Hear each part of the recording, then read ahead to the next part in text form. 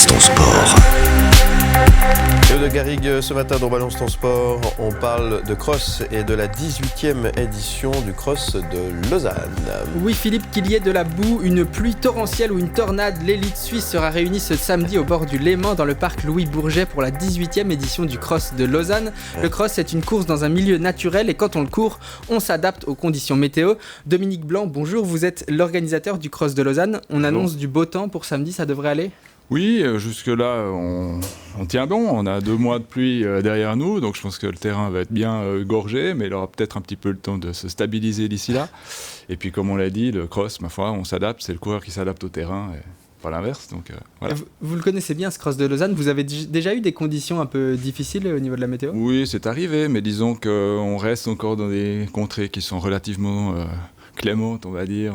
On n'a plus tellement des hivers rigoureux comme on a pu connaître par le passé. Donc finalement, les gros champs de boue, on n'est pas dans une compétition type parcours du combattant, strongman, mud day, etc. Donc, ça va, mais ça peut venir. Hein. On a vu quand même des champs qui étaient bien gorgés. Ça ressemblait presque à des rizières. Donc, on fait avec. Ce samedi, les départs du cross vont s'étendre sur toute la journée avec différentes catégories. L'idée, c'est de mettre personne sur le bas-côté tout au long de la journée ? Non, alors justement, au contraire, c'est même une compétition, comme son nom l'indique, mais disons c'est surtout une course populaire, c'est une fête populaire, on insiste là-dessus, c'est pas parce qu'il y a une dimension internationale avec effectivement cette année, qui en plus est une année particulière avec les jeux quand même qui s'annoncent, on est à 6 mois des jeux, hein. Donc c'est clair que les élites, pour ceux qui viennent disputer des crosses, eux ils sont clairement déjà dans une préparation. Ils sont déjà prêts, mais enfin, ils viennent aussi peaufiner et renforcer. C'est aussi un petit peu le message. Donc le cross, c'est quoi ? C'est une discipline sur un terrain qui est exigeant. Et cette exigence, finalement, elle profite aussi bien aux élites qu'aux populaires, puisque le renforcement, c'est un petit peu aussi ce qui permet d'avoir une foulée efficace. Donc quand on prépare des objectifs populaires, que ce soit sur un trail, sur des formats qui sont autrement plus longs que ceux du cross, ou les 20 km de Lausanne, pour donner un exemple, ceux qu'on fait les 10 l'année passée, peut-être vont ambitionner cette année 2024, année olympique, de faire les 20 km. Bon, le renforcement, ça fait partie de la préparation.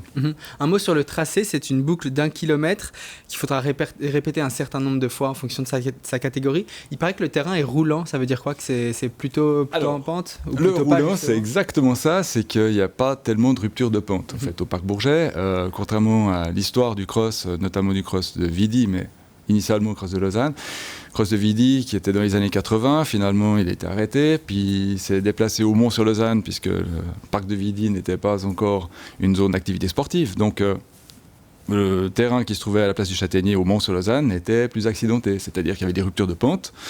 Et donc ça effectivement, c'est ce qu'on dit d'un cross roulant, c'est qu'il est plutôt plane, il y a un petit faux plat, mais enfin c'est supportable par rapport à un parcours vraiment plus accidenté avec des talus, voilà.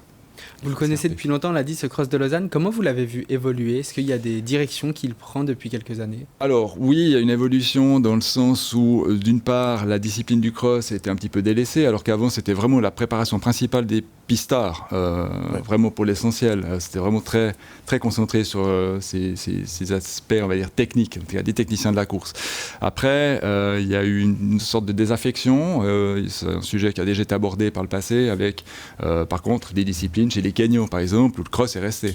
Donc finalement, on s'est un petit peu détourné du cross. Aujourd'hui, on a des alternatives avec des salles couvertes. Donc on a pas mal de meetings aussi indoor, hein, donc ça fait une petite concurrence aussi au cross.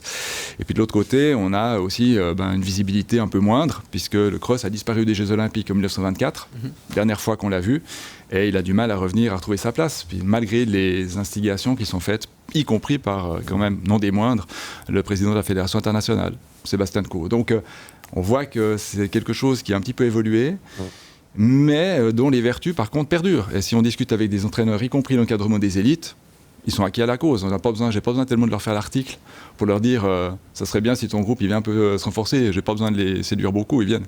Donc, Pour conclure, ce cross, il s'inscrit un peu dans une mouvance de sport populaire où il n'y a pas que l'élite qu'on voit courir très vite. C'est tout le monde vient courir le temps d'une journée, en l'occurrence. Ça représente quoi de pouvoir réunir à la fois les meilleurs du pays et à la fois les coureurs du dimanche qui viennent le même jour sur le même terrain courir la même course. C'est une chance incroyable parce que justement il y a cette espèce d'émulation. D'habitude les élites sont toujours toujours un petit peu distants, enfin ils sont loin, on a des stades par exemple qui sont difficiles d'accès, enfin ils sont relativement lointains. Là on a la possibilité de les côtoyer vraiment. C'est ludique le cross, il faut aussi rappeler le sport d'abord il faut avoir du plaisir, disons, à le faire. Ça passe par l'enfance, il y a un côté ludique, ici on a 4 obstacles. Le 3000 steeples, par exemple, en stade, on essaie de recréer le cross avec un obstacle tous les 400 mètres, puisque c'est un tour, et une rivière. Donc on recrée artificiellement, finalement, les conditions du cross, sans les retrouver vraiment, parce qu'il n'y a pas de changement de direction. On est sur une surface plane. Alors que les enfants, eux, quand ils viennent à Vidi, il y a un obstacle à franchir. Bon, voilà, c'est amusant, je veux dire, dans le sens où ça oblige au changement de rythme. C'est bon pour le coureur, c'est de la technique de course, et puis les enfants, voilà, on s'amuse. Retrouvons l'enfant qui est en nous, et puis amusons-nous justement sur ce magnifique site du Parc Bourget qui est mis à notre disposition, ça c'est une chance. Pour un équipement particulier, là, vous êtes venu avec une chaussure avec des pics, là, c'est des pneus neige, ça, carrément. Je suis venu montrer ce que c'était qu'une chaussure de cross, ou disons, voilà, ce qu'on appelle des pointes, on entend parler des pointes. C'est pas toujours nécessaire, ça dépend vraiment, il faut adapter, c'est comme les pneus d'hiver, il faut adapter, au fait, aussi aux conditions. Si vous avez un sol dur parce qu'il a fait froid et un sol qui finalement rend quand même assez bien l'impulsion de la foulée, il n'y a pas tellement besoin de mettre des pointes, vous avez peu d'amorti. Donc finalement c'est assez dur, surtout si on n'a pas l'habitude.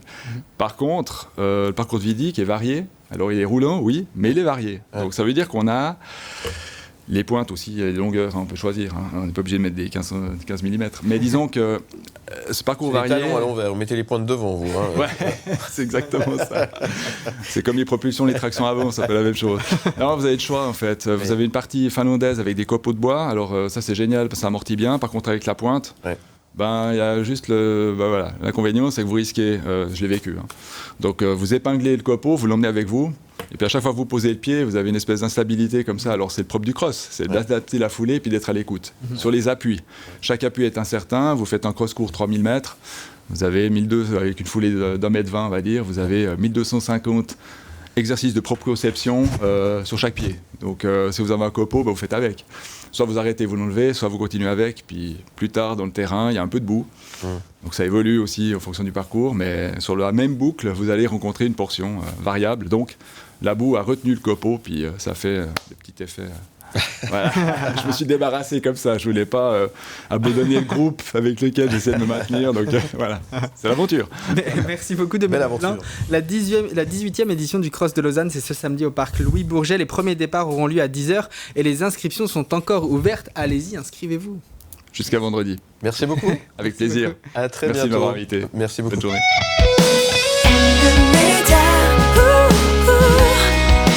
And the media.